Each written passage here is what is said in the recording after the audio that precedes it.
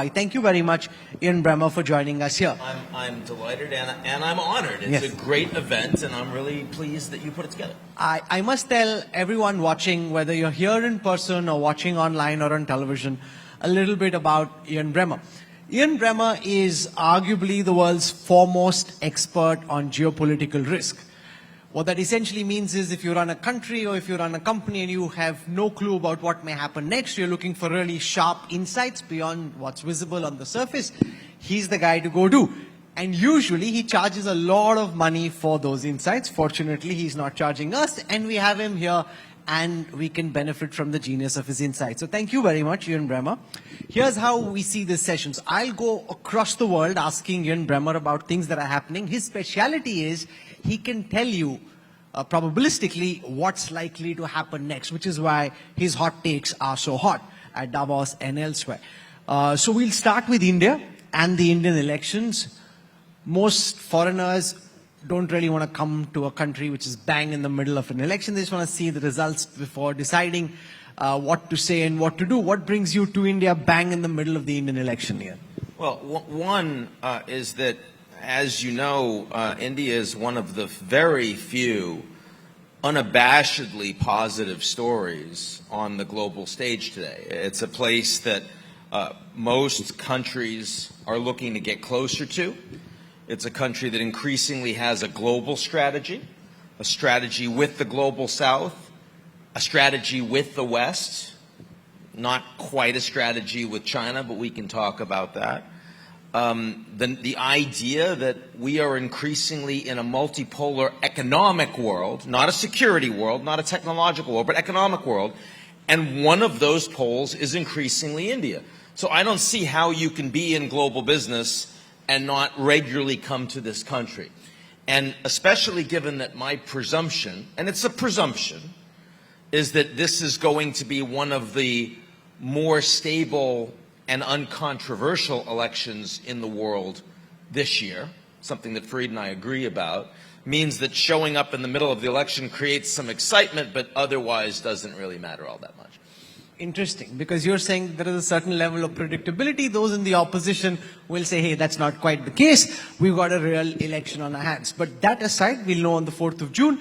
What's at stake internationally? When you talk to world leaders in global capitals, how are they seeing this Indian election and the India of the moment? Well, as I said, and we can talk a lot about what India's strategy should be, but unlike China, which is a country that has grown incredibly over the last 50 years, but that rise on the international stage has increasingly been about itself, about ideologically redressing perceived grievances at the hands of colonial powers that did damage to it, repositioning itself to its rightful place historically, whether we talk about Taiwan or Hong Kong or the South China Sea or globally, but also a country that has an authoritarian political system and is becoming more so,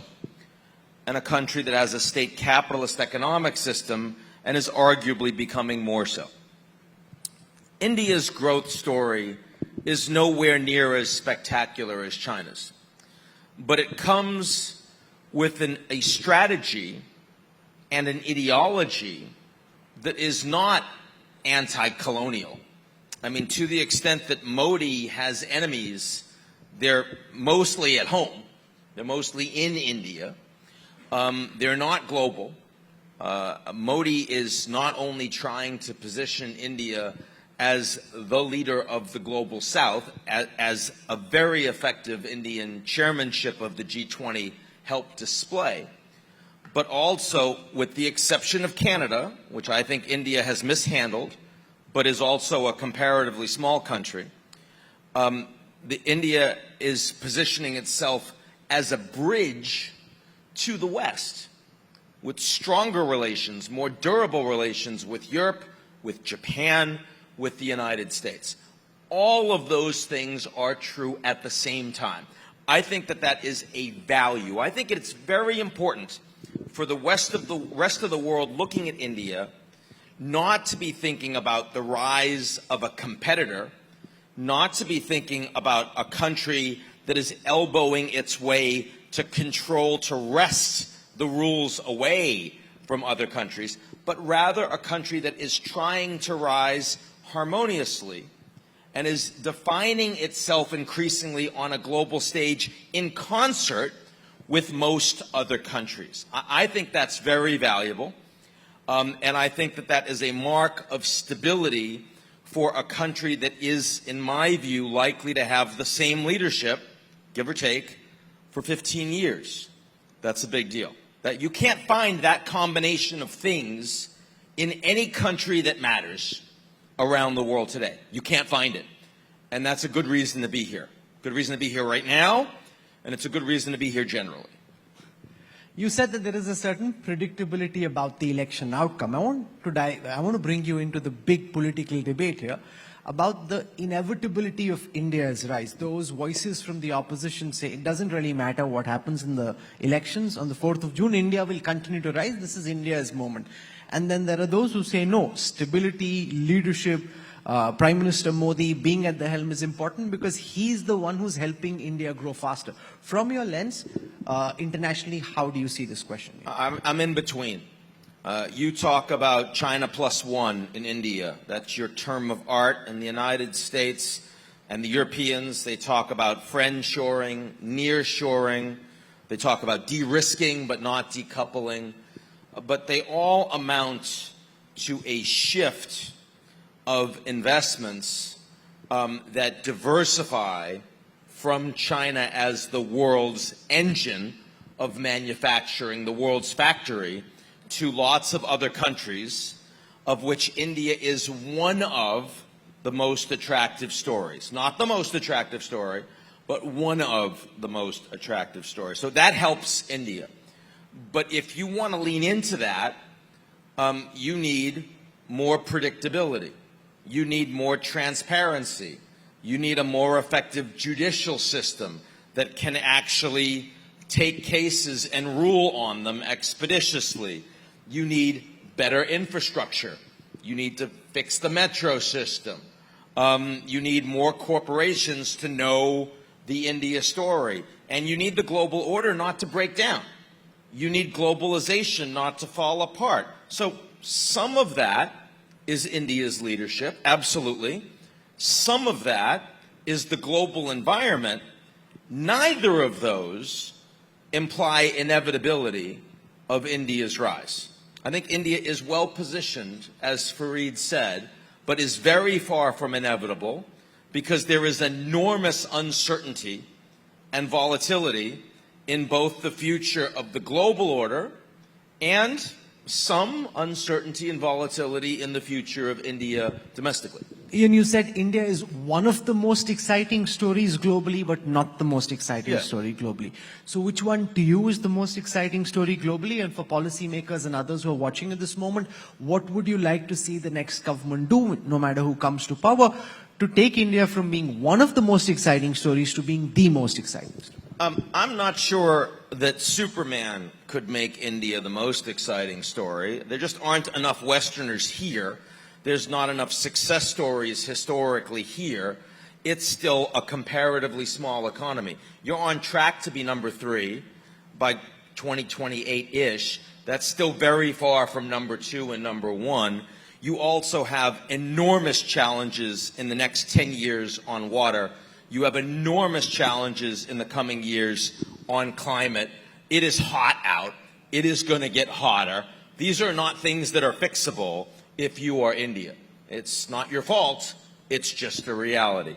But, you know, you ask me who else is hot, in the United States, the leading trade partner with the U.S. today is, anyone? Mexico, right? And Mexico is also having an election on June 2nd, and it's very predictable, not guaranteed, just like India, but fairly predictable, and that AMLO's preferred outcome, just like Modi's preferred outcome here, is likely to win. You only get one term in Mexico, so it's Claudia Sheinbaum. But that transition comes to a woman who also has a climate science background and understands a few things about the 21st century economy, two things that do not describe AMLO. So Mexico is becoming more integrated as almost a huge 51st state with USMCA that has incredible benefits for continuing that supply chain and infrastructure. And then, of course, another big story is the U.S. The U.S. is a very attractive market because the Americans are subsidizing it as industrial policy and building semiconductors after forgetting about them for 20 years. The U.S. is in a part of the world that is geopolitically stable. India is not. Think about your borders. You know, Myanmar is hard. Pakistan is hard. China is hard, right? I mean, the United States has Mexico and Canada. The only geopolitical challenge near the American borders is Haiti, which the Americans have decided not to care about, and they ship the people back, which is really sad and is not befitting American values historically, but is not a geopolitical instability. India has to spend a lot more on defense. Why? Look at your region. So, I mean, there are challenges with being India that don't go away no matter who you elect. I mean, that's an obvious reality. Share your assessment of how the Indian government has handled foreign affairs over the last 10 years or last 5 years, and what are the challenges you foresee for India over the next 5 years? Well, look, I mean, I think that I look at Modi and Abe, the strongest Japanese prime minister in modern history. And this was a guy, as prime minister, that was willing to come and visit Modi when he was running Gujarat, which was out of protocol for the Japanese. How amazing. This was a guy that was saying, I am going to build this relationship with the Japanese who don't produce anything that's poor quality, don't produce anything cheap. How is that going to work? Modi found a way to make it work and to be trusted, and that built one of the strongest relations in the G20, which really matters. Well before the Americans really cottoned on to the India story. The Quad is, of course, a big piece of architecture that really helps to bring the Indians in strategically. And yes, India is buying an awful lot of oil from Russia, which is aligned with U.S. policy. The Americans are unprepared to pay a lot for Ukraine, and as a consequence, they're not prepared to try to shut down Russian oil export because they don't want $120 oil. They don't want a global recession. But India is also working much more closely with the Americans on issues of national security, on issues of defense, both in partnership in military exercises, but also in production. Those are valuable things that have happened under Modi. So I do believe that there has been a strong effort to build out more stable, more strategic relations with most of the advanced industrial democracies. At the same time, Modi and India and their success and their willingness to have a more global face, to have a more global strategy, whether at the COP summits or the G20 or in the BRICS or at Davos, all of that has been inspirational to developing countries that don't have that capacity and don't necessarily trust putting all their eggs in a China basket, especially because China's really big, but China wants a lot of political leverage with their economic influence. Most countries in the world, like India, do not want to choose between the United States and China. This is where I have the greatest disagreement with some of what Fareed Zakaria yeah. argued, and you heard him saying very strongly that he believed India would grow faster if it attached itself to the US bandwagon. Most people sitting here, those watching you, would say, no, we like the sweet spot that India is in, where it is very good friends with the United States, and we build on that deep and abiding partnership. But we also want to keep a door open with Russia. We would like for tensions to come down with China. Even if that doesn't happen, we don't want to be on one country's wagon. How do you see this? Well, I mean, you're not in Belt and Road, so you clearly don't really want, you're in the Quad but not in Belt and Road. That's like being a little bit pregnant, right? So, I mean, the idea of Indian neutrality is a myth. But You like being a little bit pregnant. I can see this is working in this conversation because, you know, there's a whole gender identity question.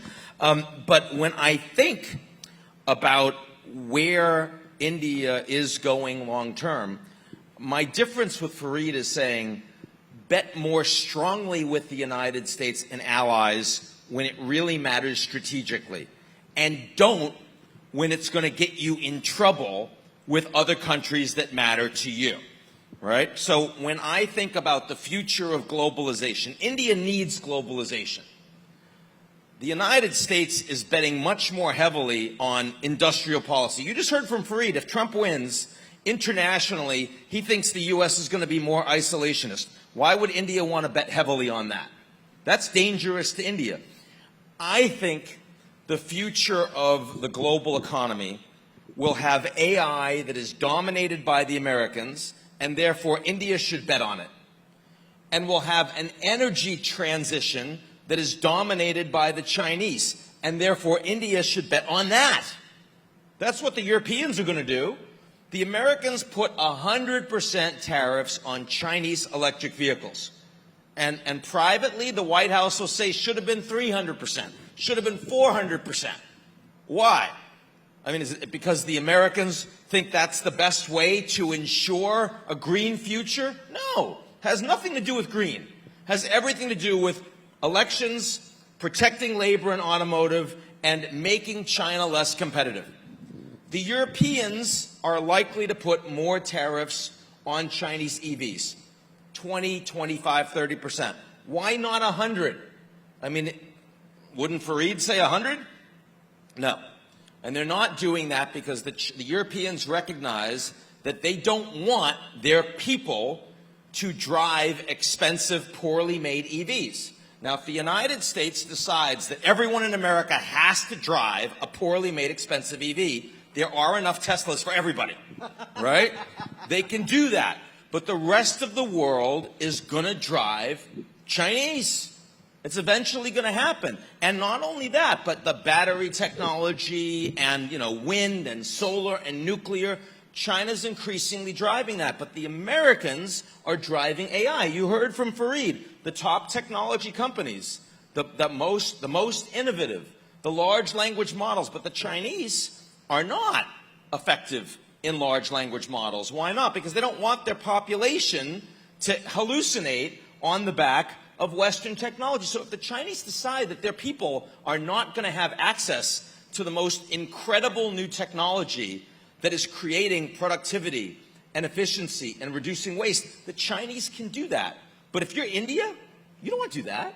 If you're India, you want to bet on with American platforms for the best possible AI in the world. So my view is that globalization is not over. A Cold War is not inevitable. The global economy is not decoupling. And as long as that remains true, India should not be making permanent structural bets that cut off options. That would be a problem for India, in my view.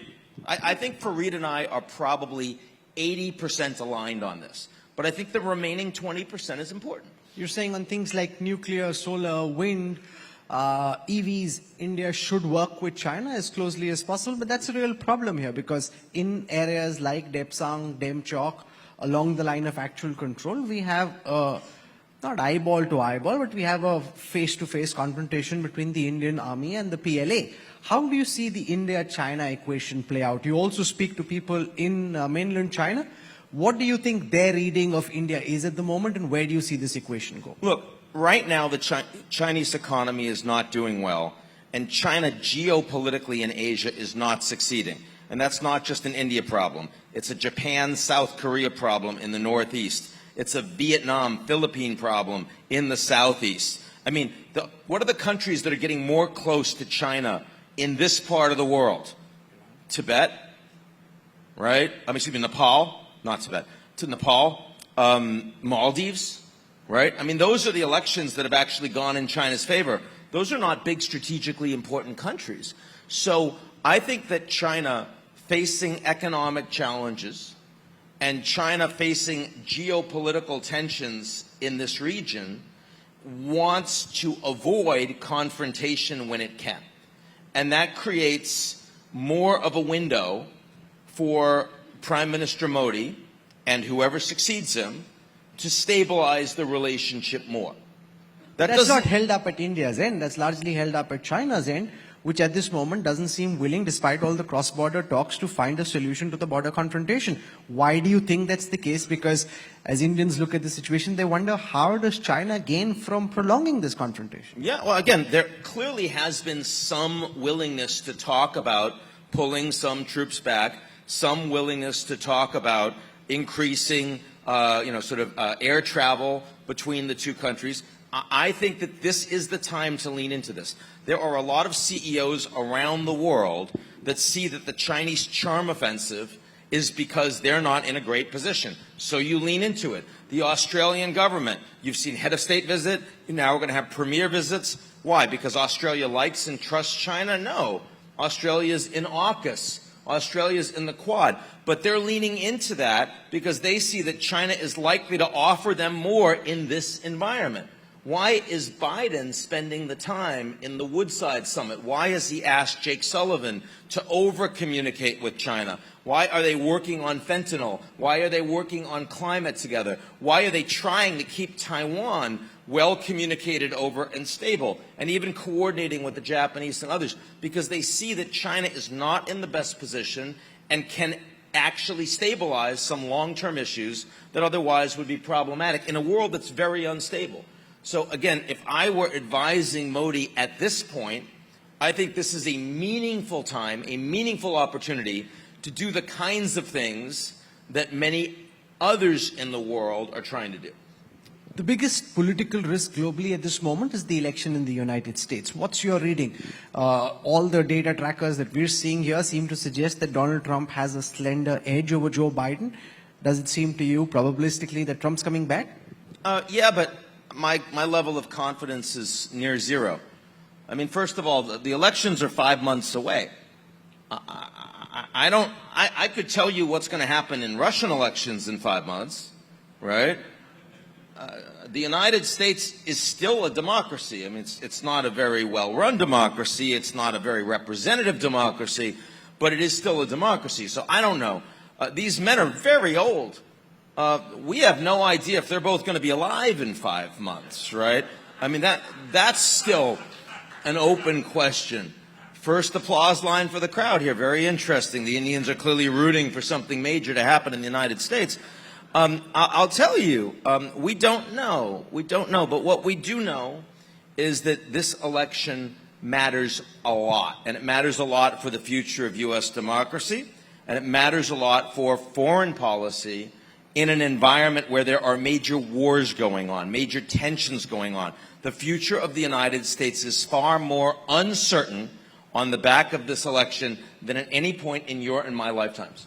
Is that because your heart is speaking over your mind? Because if you look dispassionately just at the polling data and the average poll of polls of all data, statistically it seems Donald Trump has the edge, which would suggest that he should win. Yeah, 60-40. Yeah. But it's 5 months away. I would say right now, 60. If the election were today, Trump probably wins. The election is in 5 months. That's an incredibly long time for an election that has two incredibly unpopular men that are running. No, it's not my heart at all. I think at the beginning of this year, I said I believed that Ukraine would be partitioned. I don't want Ukraine to be partitioned. My heart thinks that's wrong. It's immoral. It's horrible for the future of the world and rule of law and NATO and all of these things, but it's still going to happen. I mean, things that I don't like happen all the time, especially in geopolitics. But this election is too early to meaningfully predict. It is not too early to meaningfully talk about the implications. So let's do that. What does Trump 2.0 at the White House look like for the U.S. and particularly from India's lens? What does it mean for India? So let's start globally. If Trump wins the election, Trump acts like the guy at a poker table who is very unpredictable but has the biggest stack of chips. and therefore you usually fold, even if what he's doing seems stupid. You just don't want to lose all your chips on that one hand. And so, you know, when Trump goes over and says, Mexico, if you don't improve the border situation, I'm going to tariff you until your economy is destroyed, the Mexican government, and I don't care if they like him or not, they say, okay, they fold, right? And so I do think that the border situation was more stable under Trump than under Biden for that reason. And if Trump wins again, the border situation with Mexico will be more stable again. And I think Americans have an accurate read of that issue. Now, Trump on China. We're talking about 60% across the board tariffs. That's pretty meaningful. What's the reaction of China going to be? It could be, oh my God, I'm weaker now. I can't afford this. I need to give this guy a win. I need to sit down, and he's going to look like a genius, but I need to find a way to stabilize this. They might do that. Or China might say, they're trying to contain me. No matter who's in charge, the future is thus. Trump is hated by a lot of American allies. I need to hit the Americans back hard, and this is my opportunity to work with some of the Asian allies that don't trust Trump and the Europeans that don't trust Trump. Could go either way. Do you feel lucky? Do you feel lucky? Right? Middle East. I mean, Trump was the guy that did the Abraham Accords. Trump was the guy that went to Saudi Arabia on his first trip. Trump was also the guy that pulled out of the Iranian nuclear deal. Trump was also the guy that ordered the assassination of the head of the Iranian military. So Trump comes in much more likely to tell the Israelis, this is the deal, and you accept the Saudi normalization, or that's it. I'm cutting you off. More likely. Also much more likely to get into a major war with Iran that leads to massive crisis in the region. Do you feel lucky? Trump on Russia-Ukraine. Trump is the guy that is going to tell Zelensky, remember, he said he's going to end the war in one day, which is a long time, one day, right? Trump's the guy that said, I become president, I'm going to call Zelensky, tell him you accept present border, ceasefire, or I cut you off. He also calls Putin, and he says, you accept present border, ceasefire, or I really tariff you, including oil, including SWIFT, including your central bank. By the way, India's not going to like that, right? Is that going to work? Could that end the war? Could end the war. Could stabilize things. Could also create an existential crisis for NATO and a massive cost for globalization, drive the world into a global recession. So you have to recognize that when Trump was president last time, he did a lot of this stuff. But the world was much more stable. So the likelihood of major damage under Trump was low. He said, well, I didn't cause any wars, any new wars, right? This time around, Trump becomes president. He starts with 2 wars. Do you trust him with 2 wars? How about maybe 3, right? That's an open question. So that's the international answer. India should be in a good position relationally with either Biden or Trump. Shouldn't matter much. But Trump is more dangerous for India as a country that needs global stability. You want to continue to grow? You want to continue to hedge? You want to continue to bet incrementally on the U.S. more than China? You don't want Trump. Trump is more dangerous for you. That's a reality. By the way, same thing is true for China. China wants stability. You don't want Trump. You know who wants Trump? Countries that benefit from chaos, right? Russia benefits from chaos. North Korea benefits from chaos. Those are countries that want Trump more.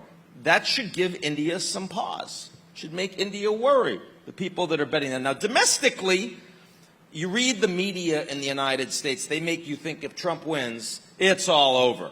He's going to have crazy idiots around him. Not true. Trump controls the Republican Party. Not Mitt Romney, not Liz Cheney, but pretty much every other Republican supports Trump, wants to be his vice president, wants to be in his cabinet.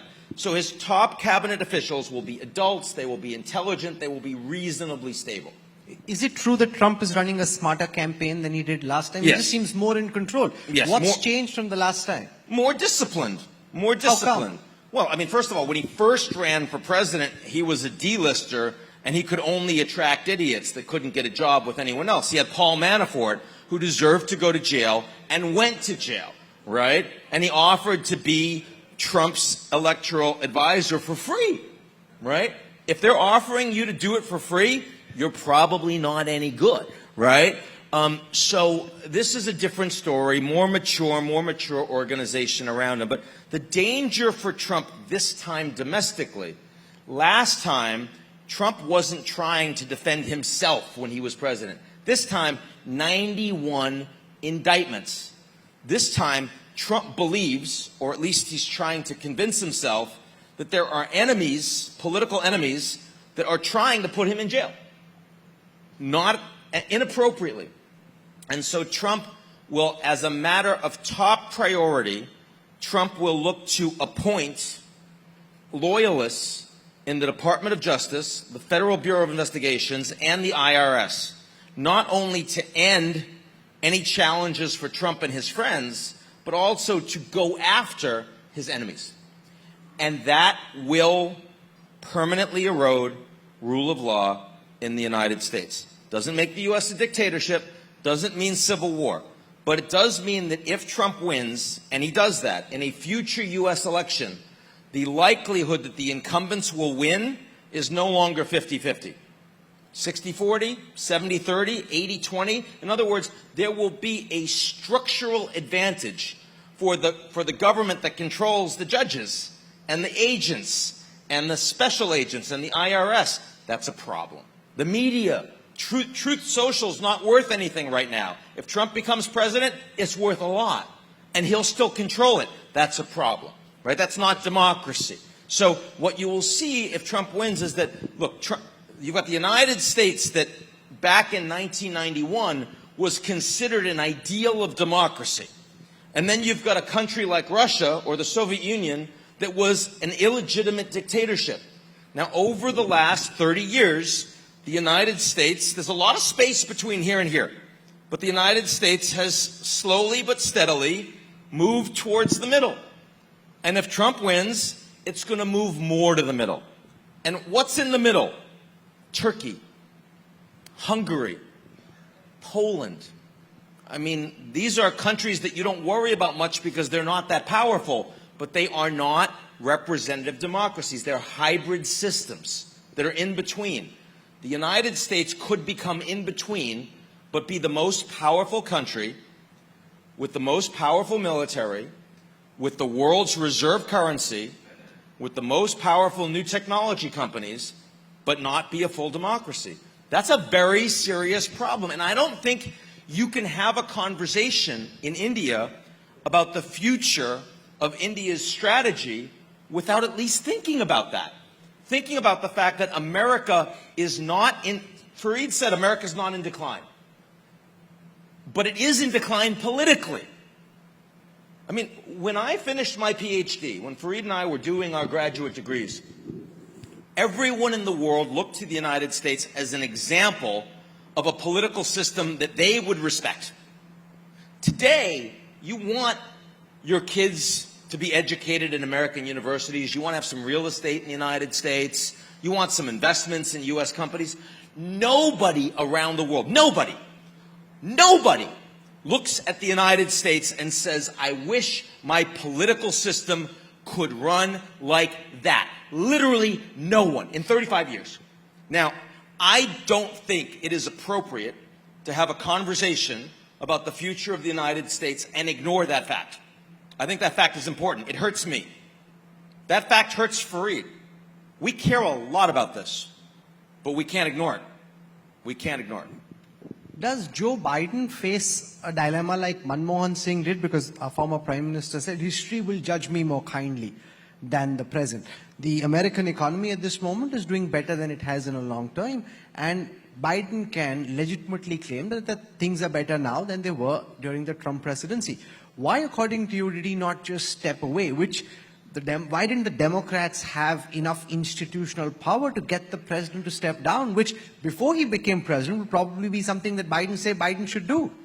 It's not clear that stepping down would have meant that the Democrats would have a better shot. A few issues here. Number one, Kamala Harris is the vice president. No one thinks that she would be more likely to win against Trump than Joe Biden. Biden is committed to her, would have had to find a way to shunt her aside. The first black Indian female vice president. Not easy to do. Could have turned off a lot of voters doing that. Secondly, let's assume he does that. Let's assume he does that successfully. Big assumptions. Who's going to replace Biden? Don't know. I mean, there were a lot of good people out there. I look at Gavin Newsom, I look at Gina Raimondo, I look at Gretchen Whitmer. But is that the person that's going to win the election, the nomination? I mean, Biden is the president. Being president has a level of incumbency advantage. Not being president is weaker. So I agree that Biden is too old to run. He will not be able to effectively run the country for 4 full years. I agree with that. But it's not clear to me that the right strategic decision at any point was for him to step down, given what would have had to happen to create a stable transition. Not clear to me. One of the big concerns in India is whether China will make a go for the Taiwan Straits, right? Now, how does that change if Donald Trump actually wins the election later this year? Does that make China more likely to try and scramble for Taiwan, or does that make China more wary about the US's reaction? And how does that impact India? It would be more the latter. I'm more concerned about the uncertainty of the U.S. reaction, but the likelihood of China invading Taiwan in the near to medium term is close to zero. It's close to zero. For the reasons I suggested, this would be a massive risk for the Chinese economically, militarily, and therefore politically. TSMC still matters a lot to China. They invade Taiwan, TSMC is gone, it's toast, right? So how's China going to have semiconductors? They're going to have to rely on their own.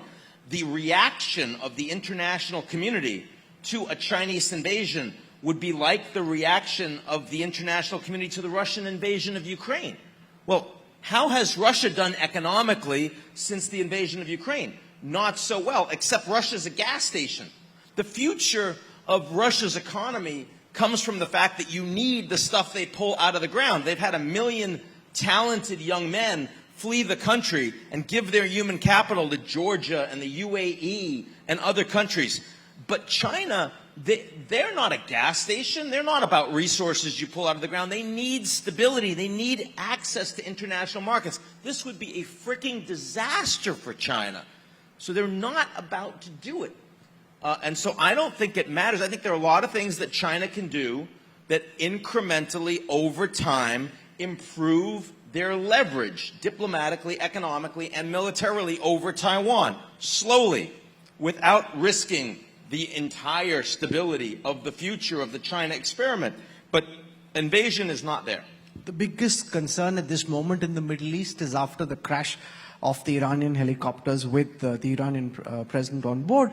How does that change the dynamics in the Middle East? How do you see succession in Iran, and what could be the potential impact on the conflict between Israel and the Hamas? I don't believe that it's the biggest challenge in the Middle East. I don't think it matters much, actually. The Iranian supreme leader runs the country, as you know. The president was deeply unpopular. He will be, because he was so repressive, he was so hardline, he personally ordered the execution of thousands of political prisoners. He will be replaced with someone equally loyal to the supreme leader, to the IRGC, and to the Basij. He will probably be equally unpopular. And in 50 days, when they have the election, not many people will vote because he's not seen to be legitimate. The election is not. But ultimately, India's repressiveness, the theocracy's control of the country, of the economy, means that this is a fairly stable environment, that the instability in the Middle East comes from the nature of what the Israeli people want with the Palestinians and what the Palestinian people want with the Israelis. They don't recognize each other's right to exist at this point, and that is a very serious problem. This war is not going to end. This war is increasingly escalating, and it needs to be contained. That's the challenge that the Americans are wrestling with, largely unsuccessfully. What are you telling your clients at this moment? Does it just continue in this fashion, or does this escalate from here? What's your reading? First of all, I do think that the Israelis go into Rafah to a greater degree, and that leads to more civilians getting killed. I think that the proxy war from Iranian proxies in the region, Red Sea and beyond, is going to continue to grow. The Israelis have about 100,000 people that have been evacuated from the north because of Hezbollah engaging in strikes there. Think about the Israeli population. For the United States, that would be like 4 million Americans evacuated after 9/11. The state of Connecticut, the state of Louisiana. That would be the #1 news issue for the Americans every day. The Israelis either have to have peace with Hezbollah, which is not going to happen with the war going on, or they need to fight against Hezbollah to push them back from the border to get those Israelis back. I think the latter is a big risk. So as I look forward over the coming months, I see the war getting worse. I also worry that you have radicalized lots of people. The Palestinians have become more radicalized against the Jews. The Jews have been more radicalized against the Palestinian, the whole population. And that means, over time, support for more radical governments, willingness to be lone wolf extremists and terrorists that we're going to see much more of going forward. It's not a happy story. Let's take some questions from those who've gathered over here. I'll start with Sahil Joshi. Can somebody have a mic sent across to him, please? I have the mic. In the beginning of the discussion, you spoke about the Indian elections and how the international community is looking at it. You talked about the certainty, uncertainty, and the globalization, the relation between the outcome of this result. But don't you think that the globalization in India has now irreversible process, irrespective of whichever government in whichever form comes in India after the election? So does it even matter anymore? Number one. Number two, during the last US elections, what we saw is that our Prime Minister had visited US before the campaign started. And while speaking to the Indian Americans, he had said, "Ab ki baar Trump sarkar." You know, this time there should be a Trump government in US. How do you look at that when now again we will be seeing Trump versus Biden in US? Look, I think that Modi personally has done well with Biden, and Modi personally has done well with Trump. And it's certainly possible that Modi individually feels a greater sense of kinship for Trump, who was there with the Howdy Modi event and 100,000 people and everybody going wild. And they do both have more of a populist streak. And Biden is a more traditional political figure. So I get that. But I just go back to my point that the level of uncertainty on the global stage does not support India, irrespective of Modi's personal predilections. Now, the first question you had was about... I asked about whether the outcome of the Indian elections, Yeah. Does it even matter from the perspective of whether the uncertainty of globalization process, because it's already there and it is kind of irreversible. We have seen many governments coming and going, but the process is still on. I certainly think that globalization has made significant strides in India. Infrastructure has improved, literacy has improved, the bureaucracy has become more streamlined, it's easier to get benefits to people. I mean, all of those things are very positive. The VAT system, I mean, there are a lot of things now about India that makes it a country that's easier to do business in and more attractive. As I said, this global environment is hard. It is volatile. It is dangerous. India today is the 5th largest economy. There is massive inequality in India. That is a challenge for India going forward. There are a lot of people in India that are going to face enormous problems. You've got a small number of very wealthy Indians. You've got a large number of Indians that are living at sub-Saharan African life quality and standards. And I don't know how India responds to running out of water when that happens. I don't know how India responds, and I don't know how many of you read Kim Stanley Robinson's Ministry of the Future, very important book, about what happens in the world when we don't address climate change adequately. India is ground zero for that. A lot of people are going to get displaced, a lot of people are going to die, and that's not really fair because the West are the ones that industrialized and put out all of the carbon, right? And per capita, okay, China may be more than Europe right now, and overall they're more, but historically, which is what matters, historically is what got us to 1.2 degrees, it's the West.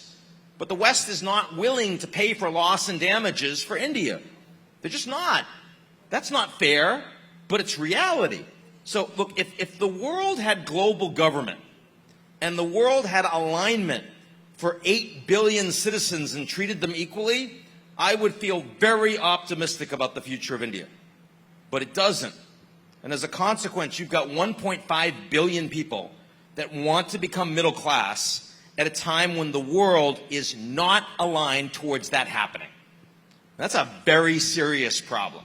So I don't think it's good to talk about the inevitability of India's anything. This is a time when you've got to work harder. This is a time when every gain that you get is going to be harder fought. It's going to be more challenged. It's going to be much tougher. And young people are going to get angry about that. So we need to recognize that we're in the first quarter here. We're not in the fourth quarter. We're not in the, it may feel like the first quarter. It's the first quarter. It can be the fourth quarter for the Americans who are already rich and can screw up a lot. You know, you heard Fareed say American political institutions are strong. He's right.